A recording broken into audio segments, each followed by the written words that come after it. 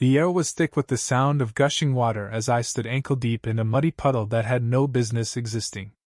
My gaze locked on the spot where my main water pipe, cleanly sawed and capped with a shoddy patch of duct tape, lay exposed. A laminated sign, dripping with smug authority, was staked into the ground: saw unauthorized water use. HOA enforcement. Saw the audacity of it burned hotter than the midday sun.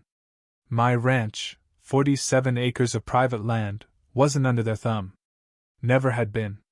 But Lisa, oh Lisa, the HOA's self-appointed queen, had no idea she just crossed the one man who held the keys to her precious neighborhood's lifeline. She didn't know I built the water system her pristine cul-de-sac depended on. And she just made the gravest mistake of her life. It all unraveled after I returned from a 3-day fishing trip, my monthly ritual to escape the world's noise. No phones, no emails, just the river, a rod, and a cooler of sandwiches. But when I got back to the ranch and twisted the tap to fill the dog's bowl, nothing came. No pressure, no trickle. The hose was dry, the sinks useless. My gut told me something was wrong, so I followed the pipe along the fence line to the lower pasture. That's when I saw it: fresh tire tracks, boot prints, and a section of PVC pipe deliberately severed.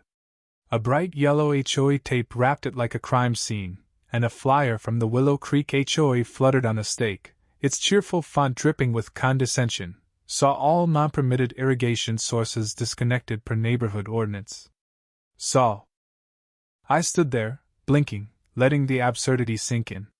My land wasn't part of their HOA, not in any deed, lease, or county record. That pipe? Mine. Fed by a reservoir I dug and built with my own hands in '93. I scanned the scene. The tire marks belonged to a white Cadillac SUV, and one boot print had a chipped heel, the kind Lisa's gaudy, pearl-encrusted sandals always left behind. I could picture her now, strutting through the neighborhood like she owned it, her HOA badge gleaming. The way her Cadillac had backed onto my grass just an inch past the boundary screamed her entitlement. So, I did what any calm, seasoned rancher would do. I snapped photos, logged the damage, and walked back to my barn, whistling. Not out of joy, but because I knew something Lisa didn't. Years ago, when the HOA's developers begged to avoid city water costs, I made a deal. I'd extend my water line to their 30 homes for a small monthly fee, and they'd maintain their pump. The agreement was buried in county records, but when the HOA cycled through new leadership, they let it lapse. 10 years ago, it expired. Yet the system, every pipe, valve, and drop remained mine. Lisa, thinking she'd slapped a fine on some rogue rancher, had cut me off from my own water. She probably toasted her, VY Tory, at the HOA meeting, obli VY us to the storm she'd unleashed. Inside my barn, behind a stack of hay bales, sat a breaker box with 3 switches. One for irrigation, one for pressure, and a third, tucked behind a flap and labeled SAW Auxiliary Flow Gate SAW in faded pencil. That one controlled the HOA's entire system. With a single flick, I turned it off. 30 homes, a clubhouse, and 2 ornamental fountains went dry. By dusk, I heard Lisa's voice, shrill and furious, echoing from 4 properties away. Complaints about drained pools, clogged toilets, and dying lawns filled the air. I settled on my porch with a cold beer, watching sprinklers sputter and fade across the cul-de-sac. This wasn't about revenge, not yet. But when someone cuts your lifeline and slaps a smug sign on it, after you've spent decades keeping their world green, it's personal. Lisa wanted to play power games. She just didn't know I held the master valve. By sunrise, Willow Creek was unraveling. Sprinklers stayed silent, fountains stood stagnant, and neighbors twisted faucets to no avail. The HOA group chat buzzed with panic, but Lisa, ever the politician, posted vague promises of a temporary adjustment and a technician on the way. Her own lawn, though, was curling brown, her koi pond turning to sludge. I sipped coffee on my porch, binoculars in hand, watching her storm from house to house, clipboard flapping, barking about compliance.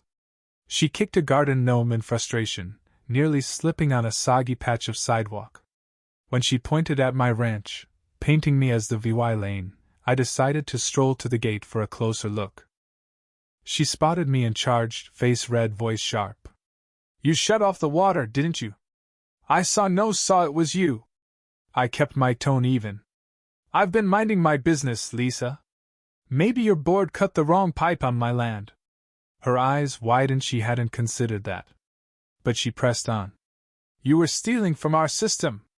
That pipe was illegal." I tilted my head. "You mean the pipe I laid before your HOA existed?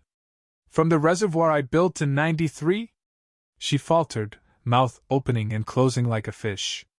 "Why does our water stop when your valve's off?" she demanded.